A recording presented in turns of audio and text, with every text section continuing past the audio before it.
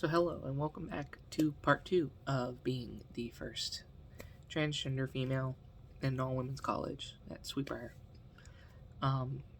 So in spring, we left off. We're in spring semester, and I was being forced to live in. Basically, my only option was to live in this basement of a dorm. It was a little victory, but I still couldn't live where I wanted. I kept hammering the dean and everybody, saying, "Hey, why do I not have the same rights as every other student?" And someone at one point said, "Well, you do." It's like, no, I don't. Any other student can decide that, hey, I don't like my living conditions, I would like to move somewhere else. Any other student can decide, hey, I want to play the sport, I want to do this, I want to do that, and they can. I can't. And it was like I was consistently being hidden from the public's view. And I can kind of get it, but at the same time, it was very, frustrating. I was doing independent research with one of the professors that was, he was a microbiology professor, and I was working on, really revolutionary research with a company that I can't necessarily talk much about, but it basically, was ways to amplify plants without having pesticides. As a first-year student, I was doing that, and I was, literally, I had professors stop me as I was walking down to class, saying, "Hey, Erica, I have this class this semester. I think you'd be really interested, and I'd love to have you in it." I had a professor bring me in the middle of the semester into a class because she was like, "I would love to have you in here. I think that you can bring a perspective that would be very helpful."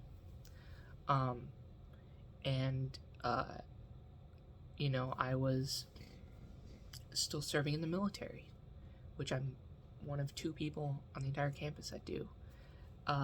And I was holding events. I was in charge of SGA, of the non-traditional chair, and they still hadn't changed my name. They still hadn't put my name up or anything. I was a field hockey company sponsored me. They made me a custom field hockey stick with Sweet Briar logo and everything. The school didn't want to even know about it. I was taking part in all of these clubs. I was volunteering for all of these things and trying to change stuff and try to make lives better here, just for students in general. And it was at one point, I would get phone calls because our campus security was unable to start the bonfires, and I was the only one, I guess, that was able to start them. And so I would literally get phone calls like, "Hey, Erica, we have a bonfire, can you come start it?" I was like, "Yeah, sure, absolutely." Among the student base, I was, a lot of people liked me.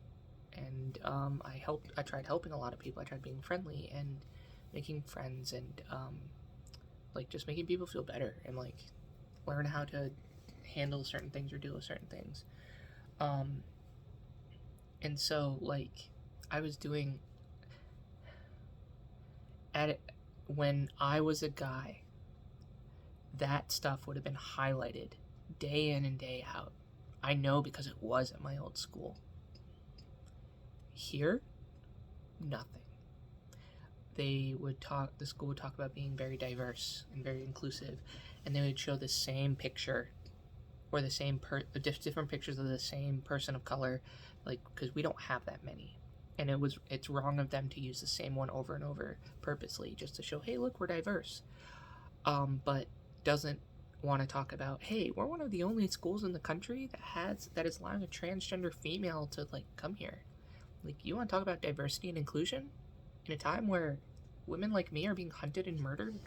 And that the fact that it's successful, that there are people, the student population is supportive and kind and willing to help and advocate and you would think that this would be, like, it'd be one thing if it was a disaster, you wouldn't want to hide it, but, like, they're hiding, like, these things where it's actually a success.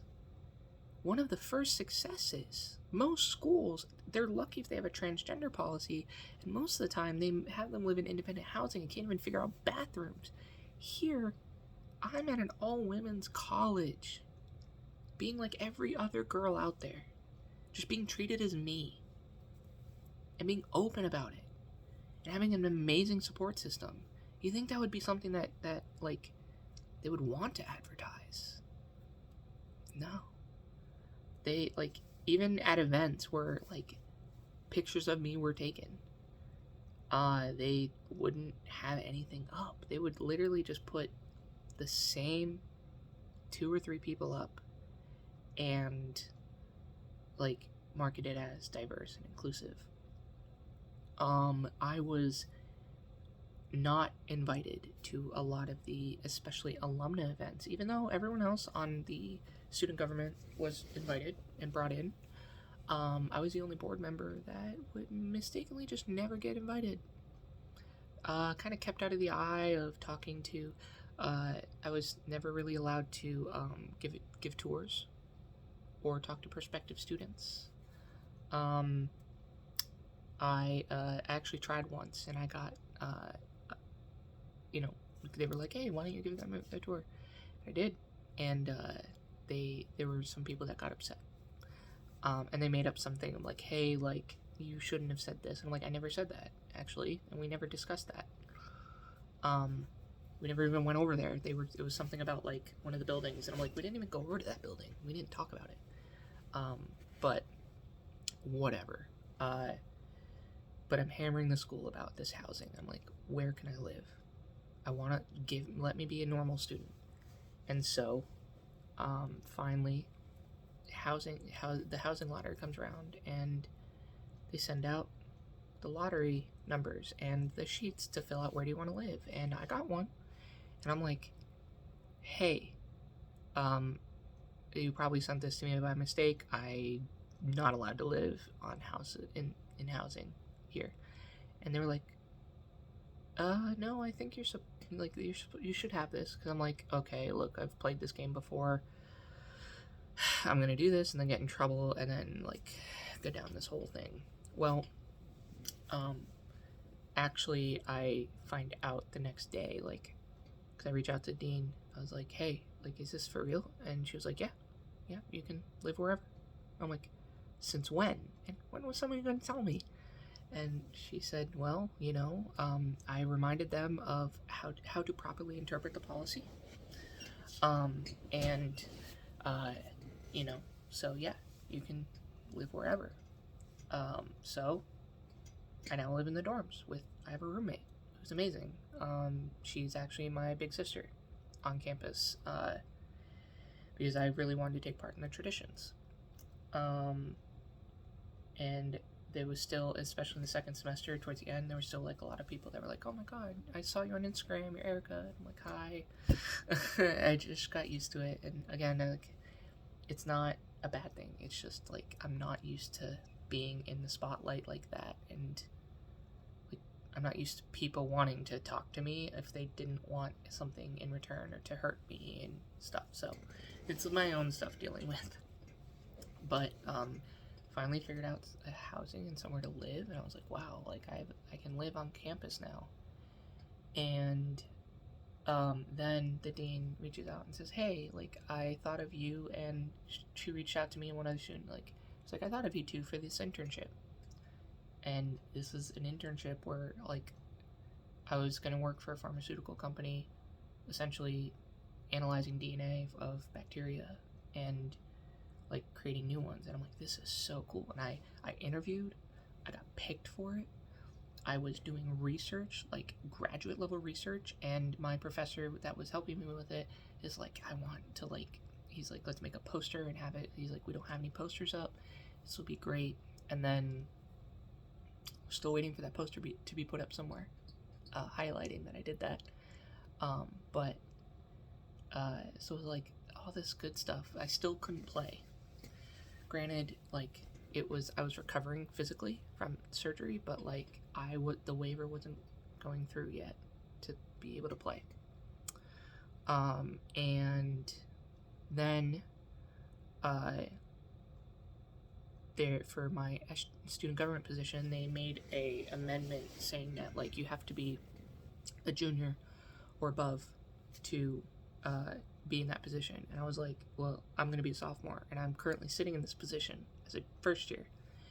And they basically were like, yeah, no, you can't. Like, someone even asked on my behalf, they're like, can she run for that position? And they were like, well, no, because she's not a junior.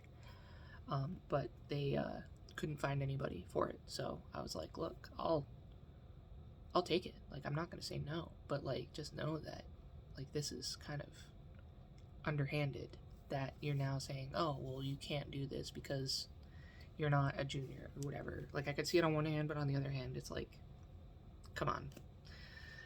But I got that position, and again, so I still am, and I had to live, and I asked to live on campus over the summer again. And of course, like, they put everybody in the apartment housing, and then they put me and a few international students in that same house from Christmas. And I got the same room, you know, the one where I have the separate bathroom, so I didn't interact with others. But actually, my current roommate, she was staying over on the summer too, and she specifically requested to be in there so she could live near me, and she kind of had to fight to move in there, which is, it's just funny. It's interesting how like some people get a choice and other people don't, and the consistency of it. But you know, I brought that up to them, and then, you know, oh, no, it's just, you were there last time, so you know, we figured we would want to be there. Oh, we just didn't have any open houses for apartments. I'm like, I know that there are open rooms and houses, but whatever. And then over the summer, I worked running a medical clinic for several Boy Scout camps, to the point where I treated over like 1,700 kids by myself. Some included amputations and one cancer patient and everything. And like, my camps were the only ones that never closed down for COVID. It's so like the scout executive, the Boy Scout executive, wrote a letter to my school and the military, like outlining, saying how fantastic I was and all of this stuff. Like, and you know, the school never really did anything with it, of course, because they don't want to, I don't know, maybe they want to do something, maybe they don't, but yeah, no, they never did anything, never highlighted it. And I'm not saying like I'm sitting here like, it sounds like I'm asking like, oh, I want publicity. No, I want them to acknowledge the fact that I'm doing a lot of kind of cool things, stuff that not a lot of other students are doing, and they're just not highlighting any of it. And yet they're like, oh, well, you know, we need stuff for the admissions page or whatever. But like, I had so many prospective students contacting me directly because they were either trans or non-binary or LGBTQ or whatever, and admissions, like, a lot of times were like, oh yeah, no, we don't like know who you can talk to here, talk to our diversity committee. And then they found me, and then they started talking to me. Like, they would circumvent to find me, and it's like, and because they want to know if it's safe. And on one hand, yeah, it is safe here. The students are great. On the other hand, the administration can try to work against you. It's slowly changing. I will say, over the summer, they did try to highlight for Pride Month LGBTQ students, and I submitted a video, and they actually put the video up. They only had it up for a day, and they took it down. But, you know, baby steps. And then finally, like, this semester I'm back, and they are putting the waiver in, so I can now play again. I'm living in a dorm room. I still get asked by other people, like, oh my god, you're Erica, like, can we hang out? And I'm like, yes, let's be friends. I want friends. I want as many friends as possible. And it was interesting. I did get somebody did try to report me for something, saying that I said something that is a violation. I'm not going to get into any details, but they basically said, like, oh yeah, no, they did this, and I never got an opportunity to defend myself. I just kind of got punished, and we're still working through it. But it was, I was told, like, oh, it was a reliable source. Yeah, like, but a reliable enough source, I don't get a chance to defend myself. And then they said, oh, well, don't worry, we didn't really tell anybody else. I was like, okay, well, we're still working that one out. But I also got tapped for a tap club. My tap mom is phenomenal. She's so sweet and so nice, and the tap club has been amazing. They are great human beings, seriously, and I love feeling a part of that. Well, I guess like the rest for this semester is now talking to my coach, the goal was, hey, look, I might actually just have a year where I'm just a regular student and I don't have to fight to be here every day. And then today they were doing a ribbon cutting ceremony for dedicating some buildings, and one of the alumna office people slipped me an email saying, hey, you're part of the student government. Do you want to come and represent, and talk to the alumna and be there? And I'm like, absolutely. One, I want to meet the alumna. Like, I think they're amazing women that have done great things.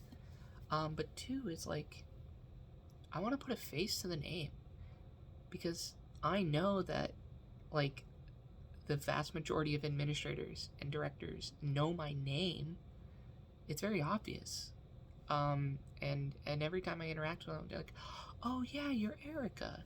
And I'm like, we've never met face to face. I've never contacted you. How do you know me? Because, I'm the trans one. I'm not saying it's bad and that people treat me that badly, but I'm saying that, like, I wanted an opportunity to put a face to the name as like a side benefit of being able to meet and learn from some women from before my time that went through here and overcame so many obstacles, like overcame the civil rights movement, overcame being able to justify equal pay and working rights, and so right now we're in the middle of, for trans women, trying to establish just basic rights, and I wanted to learn from those women and let them know that Sweet Briar is still empowering women and still trying to push forward. And I was given an opportunity to talk to one of the donators, and they were very impressed with what I had to say. And then some of the faculty were saying, oh yeah, no, Erica was talking to one of the donors and she was really impressed, and she really loved what Erica had to say. She was a great representative. And then now, I had administrators coming up saying, oh hey, yeah, Erica, I know you, hey, it's great to meet you finally, and all this stuff, and I was very grateful to meet them and talk with them and everything. But it's just, I don't think I'll ever escape not being the token trans person here. And on one hand, I'm like, I would just want to be a regular student, but on the other hand, I'm happy for the opportunity to advocate for people like me and to prove naysayers wrong. The people that sit there and say we can't let trans women into women's sports because they're going to hurt people or they're going to dominate, and then all of a sudden I'm playing a sport and I'm just one of the girls on the team and we mesh so well together, and we're like a family. The naysayers that say, oh, well, we can't let trans women live in women's dorms because it'll be uncomfortable for people in the shower or the toilet. no reports, no uncomfortableness, no crimes being committed, no assaults. Crazy, like, that we're humans and just regular people.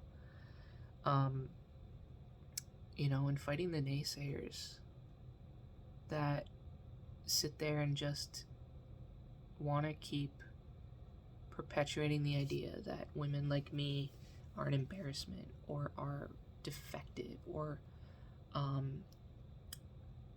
attention seekers or whatever. Like, we're just trying to be the best people we can in a world that wants us to go away. Our country is trying very hard to erase us, and they literally hunt us down and try to murder us. And we're such an embarrassment, and they keep trying to pass laws and bills to prevent us from just living our lives. And then they get upset when they say, "Oh, well, look at you. You're obviously a guy because look how all the advantages you have." It's like, no, I had to work 5 times harder than my peers because I was not given the same opportunity. And then we sit there and say, "Ah, yes, America, like, we're working on diversity and inclusion, and look at all these milestones," when, like, we're literally in a time frame now where there's very blatant similarities between Brown versus Board of Education and me trying to go to an all-women's college. Now, I don't have to worry about having security protection, and I'm very grateful for that. And I'm very privileged in the fact that I'm white. Because if I was a trans person of color, I don't think I would have made it in here because they would have stopped me cold turkey. This is my story so far, and I'll try to keep updating. I don't know, maybe this will help, maybe this will bring attention to something, but this is my tale. And being the first trans female at an all-women's college like Sweet Briar has been a privilege. It has been amazing. It has been hard, stressful, just exhausting, emotional, hurtful.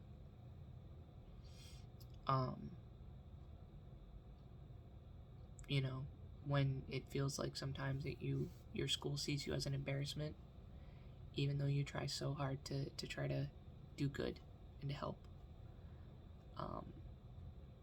It's hard.